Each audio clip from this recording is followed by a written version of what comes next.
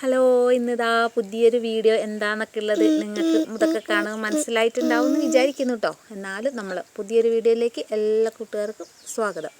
ഇന്നിപ്പം നമുക്ക് കുറച്ച് കുഞ്ഞു മാങ്ങ കിട്ടിയിട്ടുണ്ട് കേട്ടോ.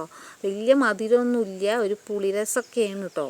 നമ്മൾ വിചാരിച്ചത്ര ടേസ്റ്റൊന്നും ഇല്ല മാങ്ങയ്ക്ക്.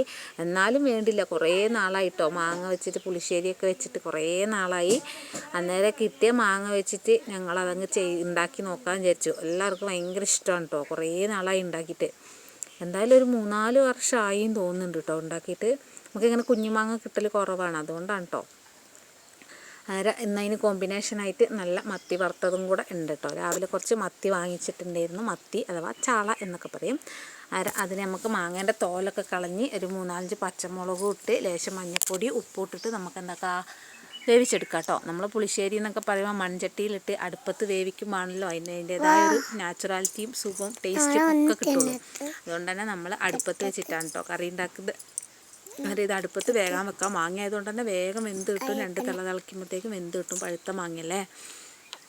ഇതൊക്കെ ഉണ്ടാക്കി നോക്കിയവരുണ്ടെങ്കിൽ കമൻറ്റ് ചെയ്യണം കേട്ടോ. ഞാൻ ഉണ്ടാക്കുന്ന രീതിയിൽ തന്നെയാണോ നിങ്ങൾ ഉണ്ടാക്കുന്നതെന്ന് എനിക്കറിയില്ല. പിന്നെ ഞാനിതിൽ തൈര് ചേർക്കുന്നില്ല കേട്ടോ. ഒന്നാമത്തെ പുളിയുള്ള മാങ്ങയാണ്, പിന്നെ തൈര് ഇല്ലാതാനും. അന്നേരം തൈരില്ലാതെയും നമുക്ക് പുളിശ്ശേരി ഉണ്ടാക്കാം കേട്ടോ. എൻ്റെയൊക്കെ വീട്ടിൽ പണ്ടൊക്കെ തൈരില്ലാതെ തന്നെയായിരുന്നു കേട്ടോ അധികം പുളിശ്ശേരി ഉണ്ടാക്കുക. നല്ല ടേസ്റ്റ് ഉണ്ട്. അതൊക്കെ കഴിഞ്ഞ് ഞങ്ങൾ മാങ്ങയൊക്കെ അടുപ്പത്ത് വെച്ചപ്പോൾ മൊത്തം കോടം മൂടിയിട്ട് ഇരുണ്ട്. അന്നേരം തുണി 2 മേലെ ഇട്ടിട്ടുണ്ടായിരുന്നു. നമ്മൾ കുഞ്ഞാപ്പൂന് ഇന്നലെ തീരെ വയ്യായിരുന്നു. രാത്രിയൊക്കെ ഓക്കാനായിരുന്നു, രാവിലെയൊക്കെ ഓക്കാനം. അന്നേരം ബെഡ്ഷീറ്റിലൊക്കെ ഓക്കാൻ വെച്ചിട്ടുണ്ടായിരുന്നു. ഛർദിയായിട്ടില്ല, ഇങ്ങനെ വായിന്നിങ്ങനെ ഒരു തുപ്പലിങ്ങനെ ഓക്കാനിക്കുക. അന്നേരം രാവിലെ ഒന്ന് ഊതി കൊടുത്ത് ഛർദീൻ്റെ ഗുളികയൊക്കെ കൊടുത്തപ്പോൾ അവൾക്കതങ്ങ് നിന്നു കേട്ടോ. എന്നാലും അതിൻ്റേതായ ഒരു ക്ഷീണവും ഷാഢ്യവും വാശിയൊക്കെ ഉണ്ട്. ഈ കോടം മൂടിയത് കണ്ടപ്പോൾ നമ്മളൊരു ഊട്ടി പ്രതിനിധി ആയിരുന്നു കേട്ടോ, പ്രതീതി ഉണ്ടായിരുന്നു കേട്ടോ. നല്ല ഭംഗിയുണ്ടായിരുന്നു കാണാൻ. അന്നേരം ഞങ്ങൾ കുറച്ച് നേരം അതെവിടെയൊക്കെ നിന്നു ഇങ്ങോട്ട് ഇറങ്ങിപ്പോകുന്നു. അന്നേരത്തേക്ക് നമ്മൾ മാങ്ങ നന്നായി വെന്തിട്ടുണ്ടായിരുന്നു. അതിൻ്റെ അകത്തേക്ക് ഒരു അരമുറി തേങ്ങ ചിരകി എടുത്തിട്ടുണ്ട്. ഒരു ചെറിയ കഷ്ണം ഉള്ളി, ചെറിയ ഉള്ളി ഉണ്ടെങ്കിൽ അതാണ് കേട്ടോ നല്ലത്. ചെറിയ ഉള്ളി ഇല്ലാത്തതുകൊണ്ട് ഞാൻ സവാളേൻ്റെ ഒരു ചെറിയ കഷ്ണം എടുത്തിട്ടുണ്ട്.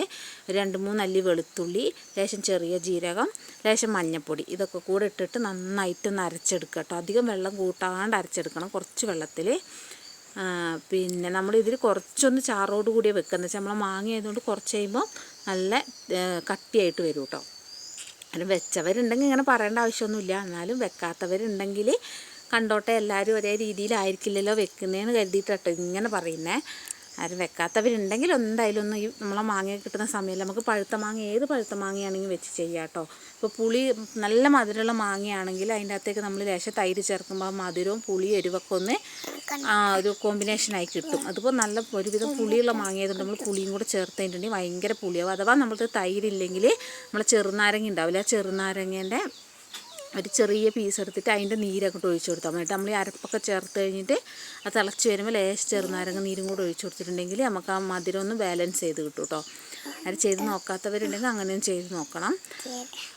അന്നേരം ഇന്നത്തെ വീഡിയോ എന്ന് പറഞ്ഞാൽ നമുക്ക് മഴയൊക്കെയാണ്, എല്ലാ സ്ഥലത്തും വെള്ളപ്പൊക്കമാണ്. അന്നേരം ഇവിടെ 2-3 ദിവസമായിട്ട് നല്ല നമുക്ക് മൂടിക്കെട്ടലൊക്കെയാണ്. തുണിയൊന്നും ഉണങ്ങി കിട്ടുന്നില്ല. എന്നപ്പോൾ ബെഡ്ഷീറ്റൊക്കെ അലക്കിയിട്ടിട്ട് ഒന്നും ഉണങ്ങാനുള്ള സാഹചര്യമൊന്നുമില്ല കേട്ടോ. നല്ല ചോർച്ചയിൽ പെട്ടെന്ന് ഉണങ്ങി കിട്ടുന്ന ഒരു ബെഡ്ഷീറ്റ് ഒന്ന് കാറ്റടിച്ചപ്പോൾ ഒന്ന് ഇതായി കിട്ടിയിട്ടുണ്ട് കേട്ടോ. ഈ ബെഡ്ഷീറ്റൊക്കെ അലക്കിയിടുമ്പോൾ നമുക്ക് ഉണങ്ങി കിട്ടിയില്ല, ഭയങ്കര പാടാണ്. അതിൻ്റെ ഇടയ്ക്ക് കുഞ്ഞാപ്പും അവിടെ അടിയും പിടിയൊക്കെ ആയി കരച്ചിലും ബഹളമൊക്കെ ആയി കേട്ടോ. ക്ഷീണം കൊണ്ടാണ് തോന്നുന്നു, ഭയങ്കര ഷാഡിയാണ്. അന്നേരം ഒരുവിധം അവളെ ഒന്ന് സോപ്പിട്ട് സോപ്പാക്കിയൊക്കെ എടുത്തോണ്ട് അന്നേരം ബെഡ്ഷീറ്റിൽ രാജകുമാരീൻ്റെ ചിത്രം ഉണ്ട് കേട്ടോ. അന്നേരം അതിൻ്റെ അകത്ത് കിടത്തിയിട്ട് ഇങ്ങനെ സോപ്പ് ഇടുന്നു. അന്നേരം പൊന്നും ചക്കുമായിട്ട് അടിയിൽ കൂടെ പോയി കാൽ പിടിച്ച് വലിച്ചു നിന്നുണ്ട്. അതിൻ്റെ ഇടയിൽ വീണ്ടും അടിയായിട്ടോ. അന്നേരം ഞാനൊരുവിധം സോപ്പിട്ട് അവിടെ കിടത്തിയതാണ് കേട്ടോ. ദേഷ്യം പിടിച്ച് കഴിഞ്ഞാൽ കുഞ്ഞാപ്പൂവിന് ഇളകിപ്പോവും. ഇപ്പം എൻ്റെ മടിയിലിരിക്കുന്നുണ്ട് കേട്ടോ. ആശാത്തി ഞാൻ വോയിസ് ഇടുന്നൊക്കെ കേട്ടിട്ട് ഇങ്ങനെ ഇരിക്കുന്നുണ്ട്. അവളെ പറ്റിയാണല്ലോ പറയുന്നതെന്നൊക്കെ കേട്ടിട്ട് ഇരിക്കുക കേട്ടോ. അതായത് നമ്മൾ കറി അന്നേരം ഒന്ന് വറുത്തിടട്ടെ.